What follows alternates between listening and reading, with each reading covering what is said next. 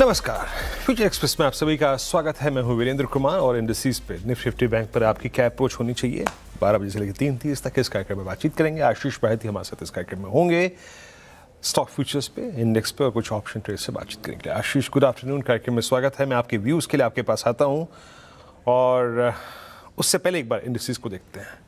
Market से day high Nifty bank और even अगर आप निफ्टी आईटी को देखें जो कि पिछले सेशन में थोड़ा सा सॉफ्ट था because of that chip rally जो रिज्यूम हुई थी, और नैस्डैक पिछले सेशन में यूएस में भी स्ट्रॉन्ग था, लेकिन आज जिस प्रकार से अगर आप देखें रेस्ट ऑफ एशिया का बिहेवियर था, उसके बाद एक क्लियर कट एडवांटेज आईटी ने कैरी करा। Nifty IT, Nifty bank, Nifty itself अगर आप देखें डे हाई की ट्रैजेक्टरी मेंटेन कर रहा है।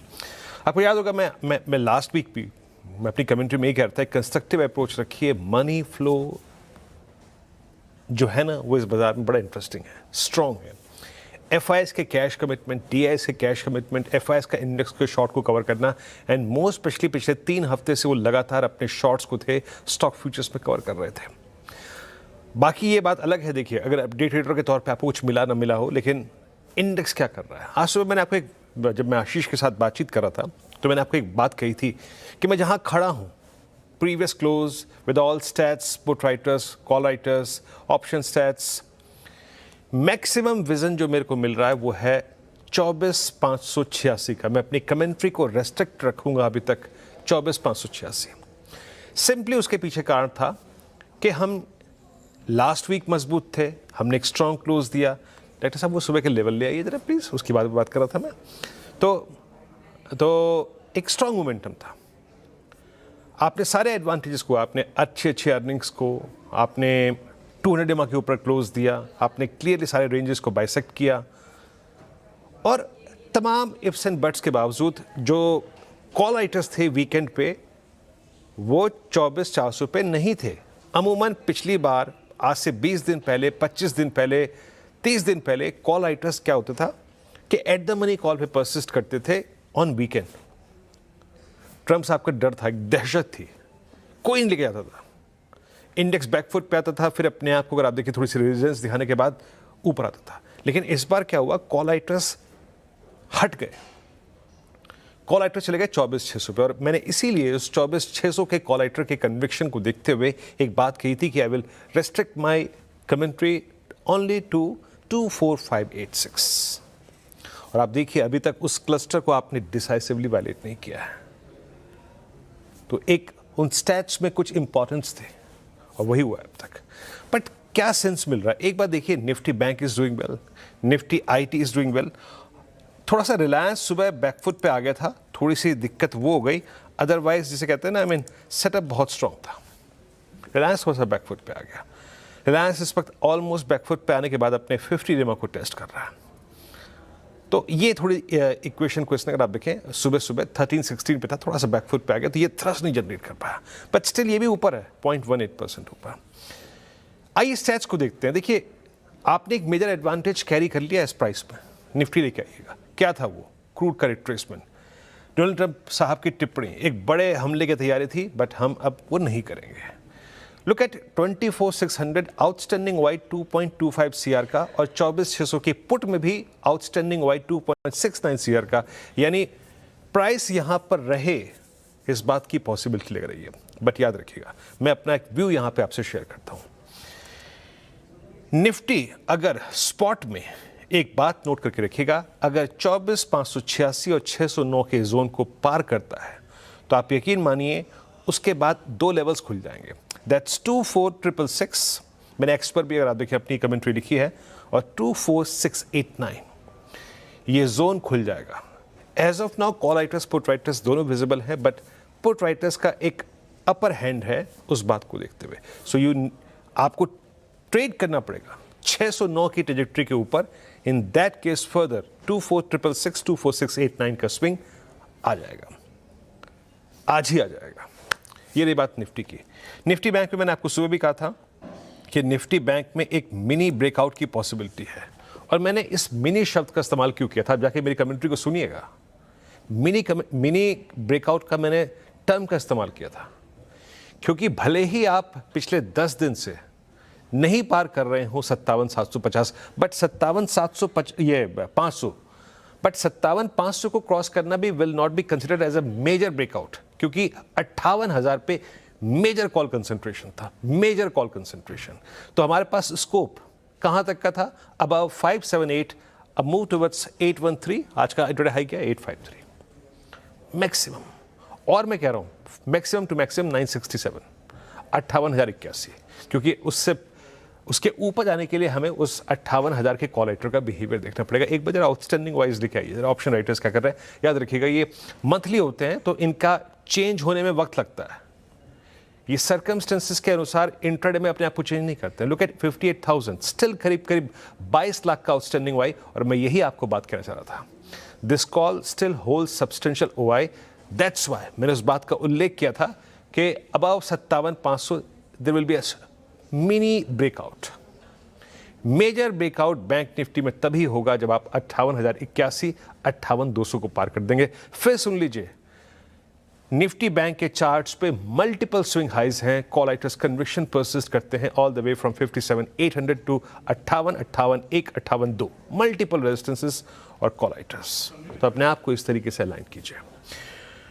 आशीष, नमस्कार, कार्यक्रम में स्वागत है। आशीष, ब्रेथ अच्छी बाजार की, most specially I mean in derivatives, आप कैसे अप्रोच कर रहे हैं इंडस्ट्रीज को इस वक्त? Good afternoon Virendra ji. वीरेंद्र जी, काफ़ी अच्छा सेशन रहा है अभी तक, क्योंकि गैप अप खुलने के बाद काफ़ी अच्छे से सस्टेन किया निफ्टी ने, और जिस हिसाब से बोथ आईटी और बैंक्स दोनों का सपोर्ट मिल रहा है वो काफ़ी पॉजिटिव है। ऑटो तो ऑलरेडी अच्छे स्ट्रेंथ में थे, तो मैं बोल सकता हूँ कि एक ऑल साइड से निफ्टी को सपोर्ट मिल रहा है।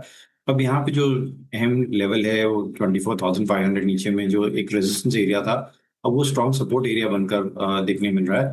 तो जो स्टॉप लॉस मेंटेन करना है वो 24,480 के आसपास में मेंटेन करे, 100 पॉइंट नीचे यहाँ से। और हमें लग रहा है कि जिस हिसाब से निफ्टी का मोमेंटम बना हुआ है, थोड़ा सा टाइम देना पड़ेगा, लेकिन 24,800 तक के भी लेवल्स यहाँ पे इजीली देखने मिल सकते हैं 3 से 4 ट्रेडिंग सेशन के अंदर अंदर, जिस हिसाब से निफ्टी में मोमेंटम बना है। विनीत जी, अगर मैं बैंक निफ्टी की बात करूँ तो देखिए यहाँ पे एक क्लीन ब्रेकआउट अब देखने मिल रहा है। निफ्टी में तो ऑलरेडी ब्रेकआउट हो चुका था और उसी को फॉलो थ्रू मिल रहा है, बट यहाँ पे बैंक निफ्टी में एक ब्रेकआउट अब मिल रहा है। बैंक निफ्टी ने आज 20 डेमा को रिगेन किया है और जिस हिसाब से अब इसमें मोमेंटम बना है, यहाँ पे फिलहाल फ्रेश लॉन्ग जाने की ही सलाह है। जो स्टॉप लॉस इसमें मेंटेन करना है वो 57,600 का एसएल मेंटेन करें, और ऊपर में जो टारगेट रहेंगे विनीत जी, 58,000 अगर ब्रीच करता है बैंक निफ्टी तो फिर 58,300 तक के भी लेवल्स बैंक निफ्टी में इजीली देखने मिल सकते हैं। ओके, बैंक निफ्टी पर ये आपका व्यू। अब आते हैं स्टॉक फ्यूचर्स पे। आशीष, आपके 3 ट्रेड्स इस वक्त के? जी विनीत जी, सबसे पहला तो जो ट्रेड रहेगा वो कैनरा बैंक में खरीदारी की सलाह रहेगी। पीएसयू बैंक्स में वापस से एक मोमेंटम देखने मिल रहा है पब्लिक सेक्टर बैंक्स में, और यहाँ पे कैन बैंक में इस मोमेंटम को चेज किया जा सकता है। जो स्टॉप लॉस यहाँ पे मेंटेन करना चाहिए वो 125, 50, 125, 50 का एसएल मेंटेन करे। ऊपर में जो इसके टारगेट रहेंगे 129 और 131 तक के लेवल्स देखने मिल सकते हैं। वीरेंद्र जी, दूसरा स्टॉक जो काफी अच्छा लग रहा है वो है इंडियन होटल्स का। ये स्टॉक भी आपने जो गिरावट में 10 डेमो पे सपोर्ट लिया था, फ्राइडे को एक फॉल आया था इसमें, आज वापस फॉलो थ्रू बाइंग इसमें देखने मिल रही है। तो इंडियन होटल्स में खरीदारी की सलाह रहेगी। जो स्टॉप लॉस यहाँ पे मेंटेन करना चाहिए वो 737 का एसएल मेंटेन करे।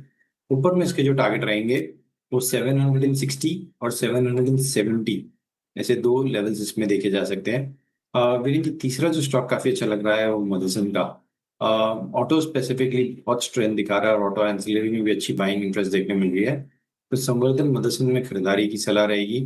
जो स्टॉप लॉस यहाँ मेंटेन करना चाहिए 152 का एसएल मेंटेन करें। ऊपर में इसके जो टारगेट रहेंगे 157 और 160 तक के लेवल्स संवर्धन मदरसन में भी देखे जा सकते हैं। जी, 3 ट्रेड्स पिक किया आशीष जी ने। आपकी स्क्रीन पे एक करके सारे ट्रेड्स रख देता हूँ यहाँ पर। और शुरुआत की थी हमें कैनरा बैंक फ्यूचर्स से 129, 131 का लक्ष्य, 127.80 पर ट्रेड करता हुआ 125.50 का स्टॉप लॉस यहाँ पे। अगला ट्रेड आया कैनरा बैंक के बाद मिड कैप पीएसयू बैंक्स के बाद इंडियन होटल्स। ये लास्ट वीक से ही स्टॉक जो है वो हरकत में है for a possible target of 760, 770। यहाँ पर 747 पे लॉन्ग कॉल है। और तीसरा ट्रेड यहाँ पे किया उन्होंने इन होटल्स के बाद सम ऑफ द मदरसन फ्यूचर्स 157, 160 के लक्ष्य के लिए। एक ब्रेक, और ब्रेक के बाद जरा आपको दिखाएंगे आज नाल्को की अर्निंग्स और अर्निंग्स पर मैनेजमेंट का व्यू। श्री विजेंद्र प्रताप सिंह साहब सीएमडी नाल्को के हमारे साथ जुड़ेंगे एक छोटे से ब्रेक के बाद, उनसे बात करेंगे अर्निंग्स को लेकर। स्टॉक पे रिएक्शन अच्छा है। विजेंद्र जी से बात करते हैं छोटे से ब्रेक के बाद।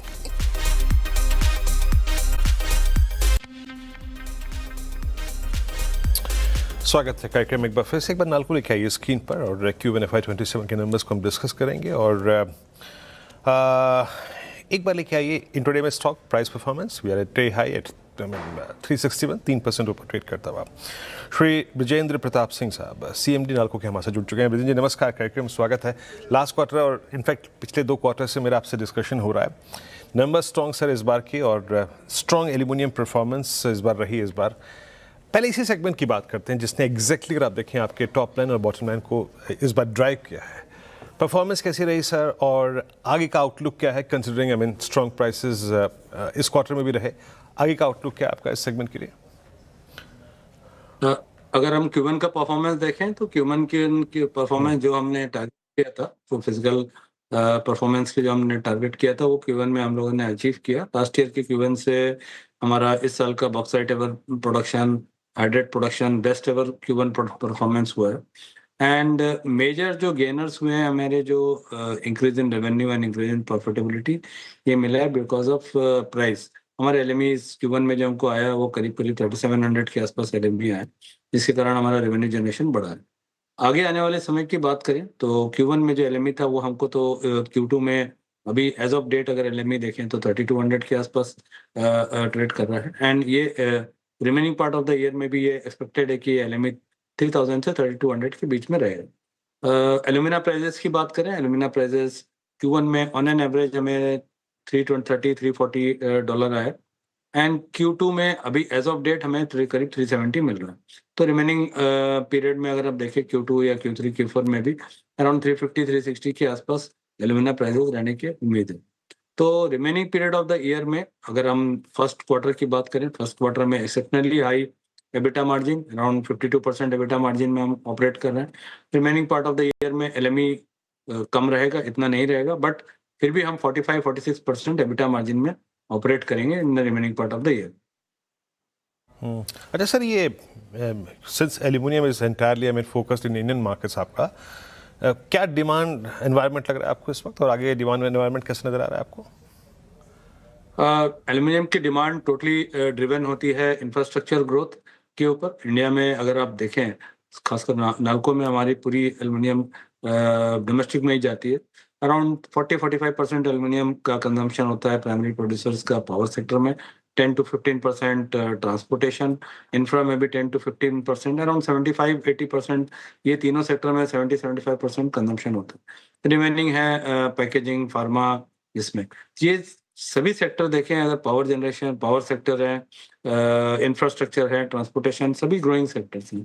Apart from that renewable energy जो एक बहुत ही बड़ा ग्रोइंग सेक्टर है, वहाँ भी एल्यूमिनियम की डिमांड है। जितने भी सोलर पैनल्स बनते हैं उसमें एल्यूमिनियम की डिमांड है। डाटा सेंटर्स आ रहे हैं बहुत बड़े बड़े, वहाँ एल्यूमिनियम के केबल्स लगेंगे। ऑफ लेट बहुत जगह बात हो रही है कॉपर केबल्स को एल्यूमिनियम केबल से रिप्लेस करने की, कॉपर प्राइसेस बहुत बढ़ गए हैं, तो एल्यूमिनियम की वहाँ भी जरूरत पड़ेगी। ट्रांसपोर्टेशन सेक्टर को ईवी में जा रहे हैं, ईवी में लाइट व्हीकल्स बनाने के लिए स्टील को एल्यूमिनियम से रिप्लेस करना पड़ेगा, तो वहाँ भी एल्यूमिनियम की डिमांड आएगी। तो ये सभी ग्रोइंग सेक्टर्स, जहाँ भी एल्यूमिनियम की डिमांड हम देखते हैं, ये सभी सेक्टर्स ग्रोइंग सेक्टर हैं, तो आगे आने वाले टाइम में ग्रोथ रहेगा।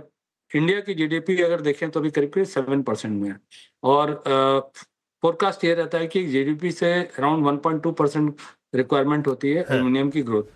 तो aluminium requirement in coming time में अराउंड 7-8% के हिसाब से ग्रो करेंगे। अच्छा सर, ये एल्यूमिना में आपका इस बार का एक्सपोर्ट कंट्रीब्यूशन कितना रहा, और बाकी एक्सपोर्ट डिमांड कैसी रहने का आउटलुक है आपका? Q1 में एक्सपोर्ट हमारा करीब स्पॉट प्राइसेस जो हमारे आए हैं 340 के आसपास, बट ऑफ लेट अभी जो Q2 में हमें मिल रहे हैं जुलाई एंड अगस्त में अराउंड 370 के आसपास हमारे स्पॉट प्राइसेस मिल रहे हैं एल्यूमिना में, तो वो बेटर हुए हैं। Q1 से एल्यूमिना में प्राइसेस बेटर हुए हैं। मेटल में ऑफकोर्स एल्यूमिनियम में कम हुए हैं, बट एल्यूमिना में बेटर हुए हैं। सर मैं बहुत लंबी तो नहीं, लेकिन एटलीस्ट अगले 1-2 क्वार्टर में आपके जो मार्जिन्स की ट्रैजेक्टरी है वो क्या रहेगी, जो इस बार 39.1 के आसपास रही?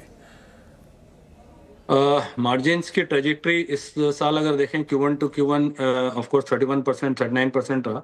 Remaining period of the year में भी हम टारगेट कर रहे हैं, जैसे मैंने कहा 45%, 40 टू 45% के बीच में एबिटा मार्जिन हमारा जरूरी रहेगा।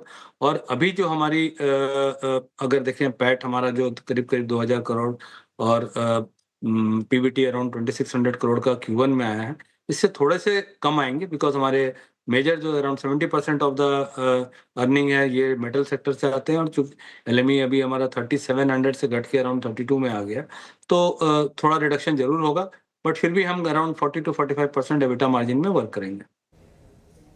40 टू 45। अच्छा सर, ये एक तो बात हो गई प्राइस की कि रियलाइजेशन क्या मिला, दूसरा आपने मुझे याद अच्छी तरीके से पिछली बार भी क्या था कि ऑपरेशनल एफिशिएंसीज को थोड़ा सा हम बढ़ाने की कोशिश कर रहे हैं, उसका कितना इम्पैक्ट रहा है इसमें या फिर होगा आगे जाके? करीब फर्स्ट क्वार्टर में हमारा ऑपरेशनल एफिशिएंसी वॉल्यूम बढ़ने का इम्पैक्ट करीब करीब 100 करोड़ का हमें उसमें फायदा मिला है, 100 करोड़ का, क्योंकि हम ऑलमोस्ट एल्यूमिना रिफाइनरीज एंड हमारे स्मेल्टर में अराउंड पीक कैपेसिटी में पहुंचे हुए हैं। हाँ, एल्यूमिना में अभी रिफाइनरी में हमारे एक एक्सपेंशन आ रहा है जिसमें एक सिस्टम रिफाइनरी आ रहा है, वो हमारा टारगेट है कि हम सितंबर अक्टूबर में उसका कमीशनिंग प्रोसेस स्टार्ट करेंगे अक्टूबर में। तो इस साल हम इससे 2 से 2.5 लाख एल्यूमिना ज्यादा बनाएंगे, तो हमारे रेवेन्यूज में उसमें फायदा मिलेंगे। तो लास्ट क्वार्टर में उसमें हमको हमारे रेवेन्यूज बढ़ेंगे, वहां से हमको एक्स्ट्रा रेवेन्यूज आएंगे, तो वहां से भी उसके कारण भी हमारे कुछ प्रॉफिटेबिलिटी में फर्क पड़ेगा लास्ट क्वार्टर। बट ये टोटली डिपेंड करेगा हम उसके टोटल प्रोसेस को, कमीशनिंग प्रोसेस को कितना फास्ट करते हैं और कितने फास्ट इंप्लीमेंट करते हैं। लास्ट ब्रजेश जी, एक प्रश्न पूछूंगा आपसे कि सिंस अभी आपने जो एल्यूमिनियम का डिमांड एनवायरनमेंट और लोकल डिमांड के बारे में बात करी, फुल ईयर के बाद मतलब इस वर्ष के अंत तक आपकी टोटल कैपेसिटी कितनी होगी एल्यूमिनियम में? एल्यूमिनियम में तो हमारी कैपेसिटी जो है वो अभी सेम रहेगी। एल्यूमिनियम में एल्यूमिना की कैपेसिटी बढ़ रही है। एल्यूमिना की कैपेसिटी हमारी जो 2.1 मिलियन टन है, इस साल हम अराउंड 2.4 मिलियन टन के आसपास होंगे, नेक्स्ट ईयर वो 3.1 मिलियन टन होगी। एल्यूमिनियम कैपेसिटी मतलब मेटल कैपेसिटी जो हमारी 0.46 मिलियन टन है, हम 0.47 मिलियन टन प्रोड्यूस कर रहे हैं, वो तो सेम रहेगी, क्योंकि उसकी एक्सपेंशन जो हम प्लान कर रहे हैं ये आने में अभी 3 से 4 साढ़े 3 साल लगेगा, तो वो करीब 2030 के बाद वो हम 1 मिलियन टन या 1.1 मिलियन टन लेवल में पहुंचेंगे। चलिए बिजन जी, बहुत बहुत शुक्रिया, आपसे बड़ी अच्छी बातचीत हुई इस क्वार्टर के नंबर्स पे, भविष्य को लेकर अपने अपने आउटलुक को हमारे साथ शेयर किया। बहुत बहुत शुक्रिया sir, best of luck for next quarter. एक बार नाल को लेके आइए इंट्रोडे में, और एक बार लेके आइएगा आप निफ्टी भी, है ना, उसको भी देखते हैं ज़रा, उसका भी ख्याल रखते हैं, ख्याल रखना बहुत ज़रूरी है निफ्टी का भी। और नाल को डे हाई 3% ऊपर, दिन के सर्वोच्च तौर पर ऑलमोस्ट इन ब्रेक क्रॉस कर रहा है, और निफ्टी 24,605, जैसे कि कहा था हमें, बायस जो है ना, बायस निफ्टी में considering the put writers conviction, it seems बाजार इससे ऊपर डिलीवर करने को तैयार है। बाकी अगर आप देखें और कुछ ट्रेड्स, ऑप्शन ट्रेड्स, बातचीत करेंगे छोटे से ब्रेक के बाद। आशीष के साथ हाजिर होते हैं भाई।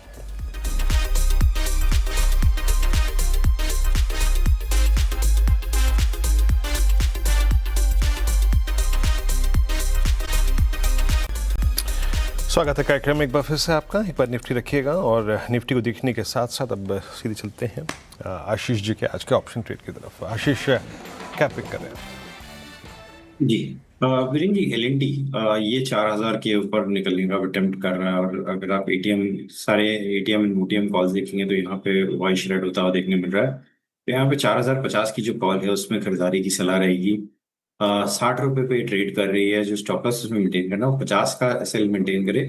ऊपर में जो इसके टारगेट रहेंगे वो 75, 75 और 85, 2 टारगेट के लिए इसमें खरीदारी की जा सकती है। जी हाँ, जब अगर आप देखें वो मिडिल ईस्ट की जब टेंशन्स कम होते हैं तब तक ये स्टॉक रिएक्ट करता है, तब बट दिस टाइम आज की कैंडल में एल&टी एक ज़माने के बाद, यानी almost first week of July के बाद पहली बार सारे एवरेजेस के ऊपर आके ट्रेड कर रहा है। आशीष जी का सस्ता ऑप्शन ट्रेड। बहुत बहुत शुक्रिया आशीष, आप इस कार्यक्रम में शामिल हुए। सभी स्टॉक्स पे रखे आपने। एक ब्रेक, अगली मुलाकात 2 बजे का माइक अड्डे में, तब तक के लिए नमस्कार।